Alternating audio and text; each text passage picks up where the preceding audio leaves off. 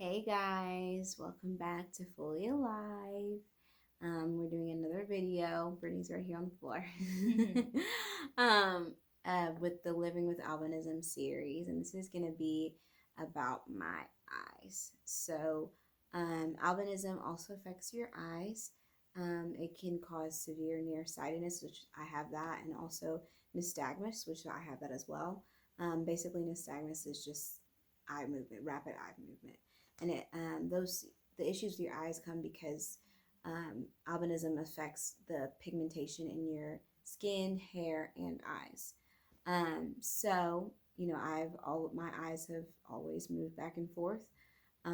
It's very difficult for me to focus them, and so it's been something that people have picked up on and seen, and it's just something that's different and for some people a little bit uncomfortable. They don't really know how to deal with that, or I've had people make comments about that.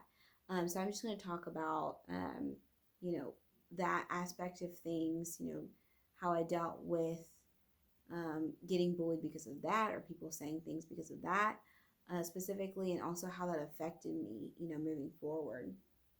So when I was in middle school, I talked about this a lot. I got bullied a lot, and one of the things that I did get bullied on about was, the rapid movement of my eyes. There were people that would stick objects in front of me and be like, Brittany probably doesn't even know this. I didn't know that. Yeah, I would have fought them too. I know. Oh my goodness. Yeah, there was one specific person that would do that to me almost every day. He would stick a pencil in front of my face and kind of move it and you can't look at it. You're not. Yeah. It was yeah. Anyways, um, Brittany's getting upset all over again. Don't mind me. Yes.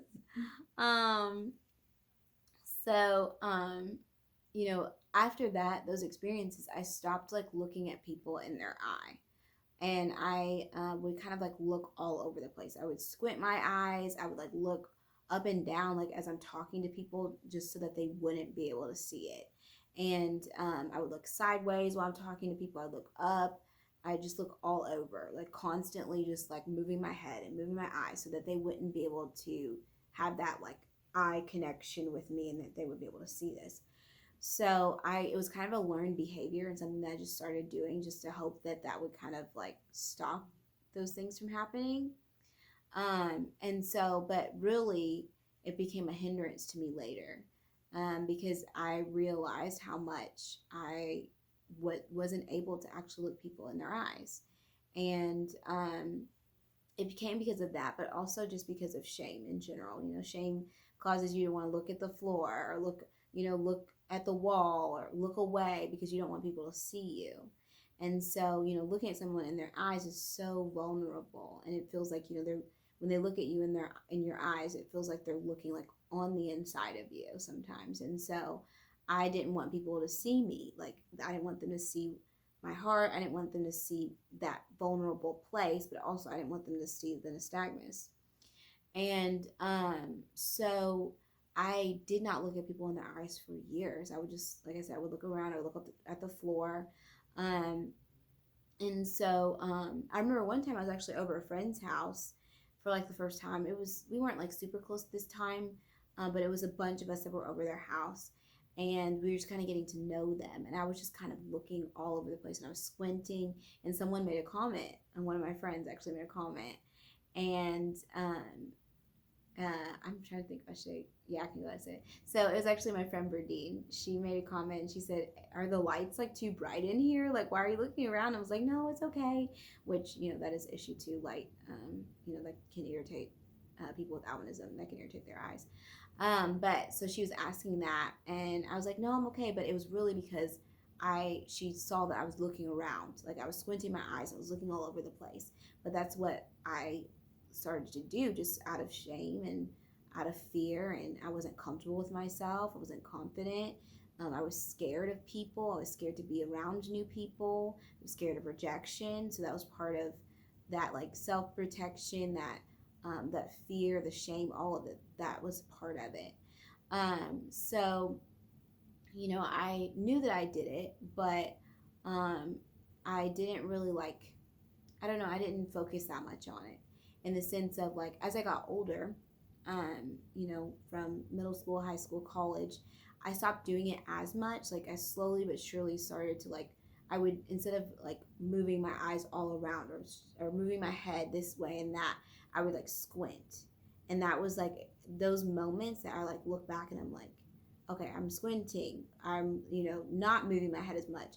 Those were like these kind of pivotal times of like, okay, like I'm starting to get free a little bit. Like I'm seeing like physical changes of like how I'm responding to people, how I'm responding to being in different environments around new people, all those type of things.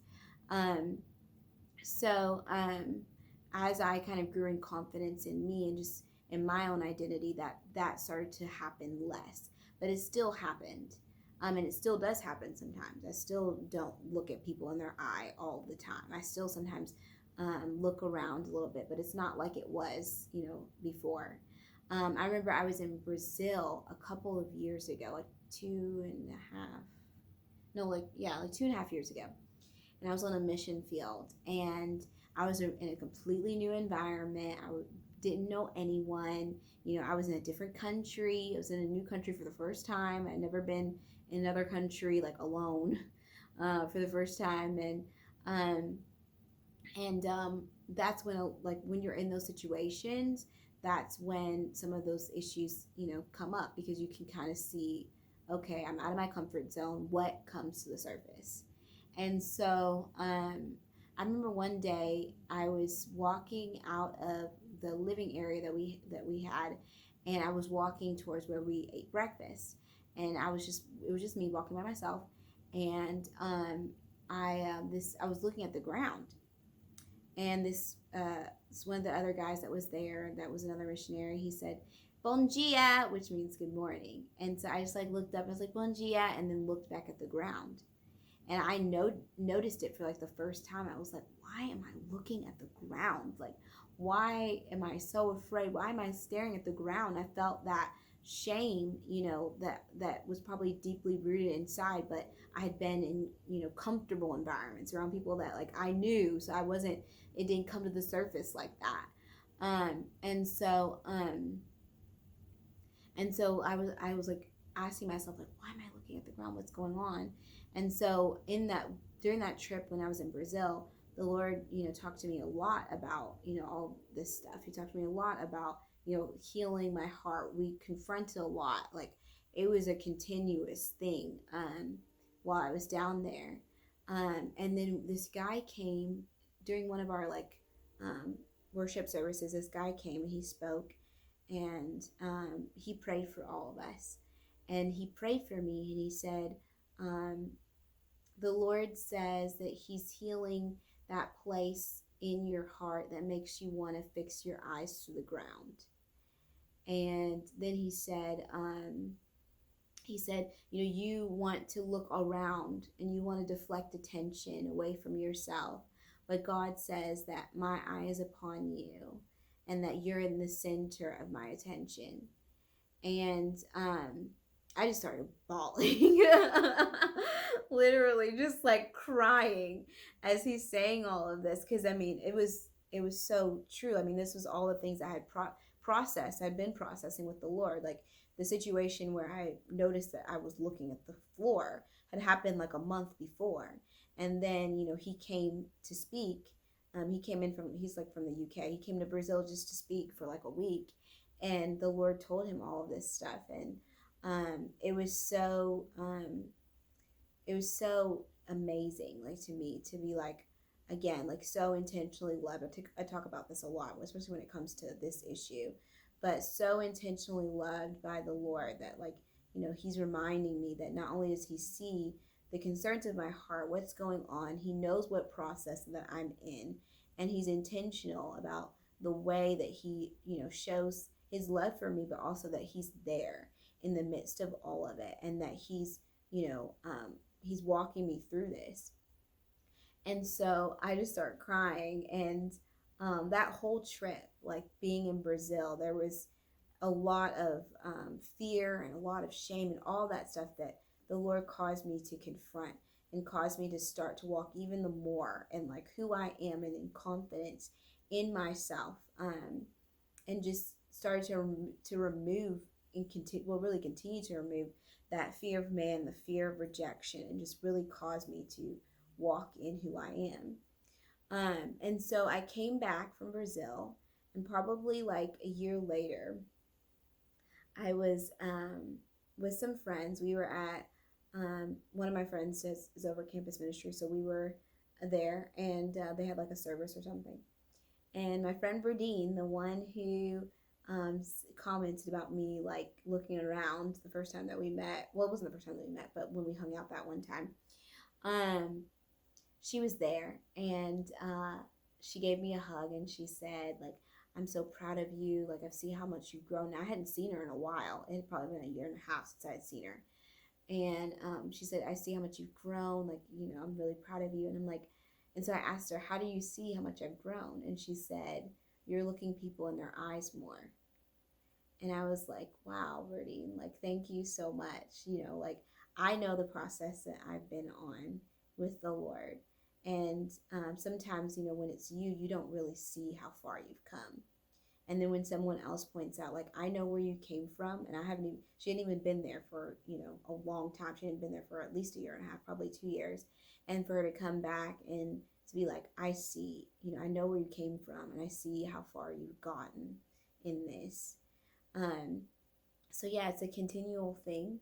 And, I like I said, as I've come into who I am, as I've fully come alive in who I am, and as I'm continuing to do that, those places and those insecurities, and even that, like that physical sign of me not being able to look at people, is starting to, decrease. So like I said, I still struggle with it sometimes, but I can see the growth as the Lord's got me on this journey. So I just wanted to share that with you guys, that testimony. Of course, like I said, like I always say with any of these videos, there's so much more to share about all of this stuff, because there's 26 years of it. But yeah, I just wanted to share that with you guys, just to encourage you on your journey as you're healing with the Lord, with everything, and as you're coming fully alive and you're coming into who you are. That the Lord sees you, He sees your journey, He's intentional about it. He's intentional about how He loves in the midst of all of it, but also just remembering those markers of like, I was here, but now I'm here. So I see that there's something that's changing inside of me, and just celebrating those victories. So I love you guys, and we'll be back with a lot more content when it comes to all of this. And we love you. Comment down below any prayer requests, anything that you want to talk about, anything that encouraged you during this video, whatever. So yeah, like, comment, subscribe. We're becoming fully alive. Love you guys. Bye.